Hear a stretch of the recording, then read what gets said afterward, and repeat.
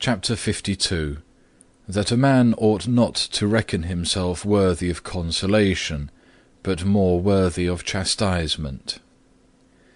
O Lord, I am not worthy of thy consolation, nor of any spiritual visitation. And therefore thou dealest justly with me when thou leavest me poor and desolate. For if I were able to pour forth tears like the sea, still should I not be worthy of thy consolation. Therefore am I nothing worthy save to be scourged and punished, because I have grievously and many a time offended thee, and in many things have greatly sinned. Therefore, true account being taken, I am not worthy even of the least of thy consolations. But thou, gracious and merciful God, who willest not that thy works should perish, to show forth the riches of thy mercy upon the vessels of mercy, Romans 9 verse 23, vouchsafest even beyond all his own deserving to comfort thy servant above the measure of mankind. For thy consolations are not like unto the discoursings of men.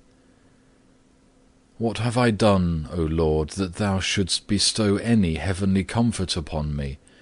I remember not that I have done any good, but have been ever prone to sin, and slow to amendment.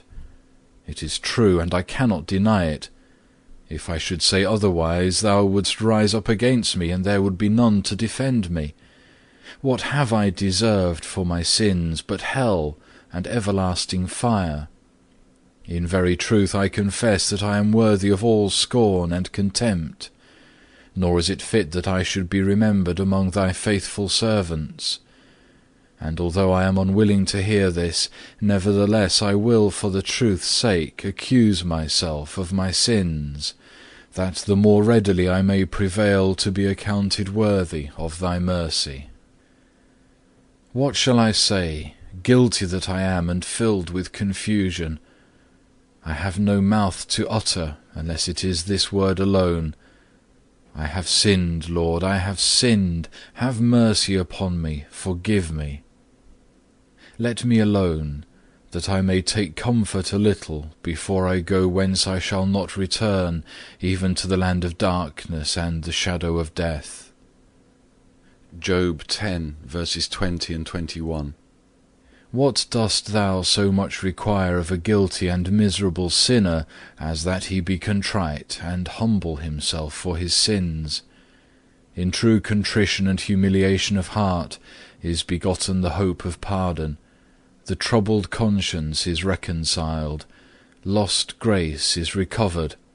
A man is preserved from the wrath to come, and God and the penitent soul hasten to meet each other with a holy kiss. Luke 15 verse 20.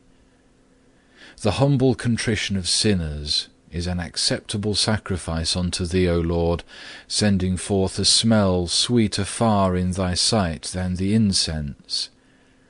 This also is that pleasant ointment which thou wouldst have poured upon thy sacred feet, for a broken and contrite heart thou hast never despised. Psalm 51 verse 17. There is the place of refuge from the wrathful countenance of the enemy. There is amended and washed away whatsoever evil hath elsewhere been contracted.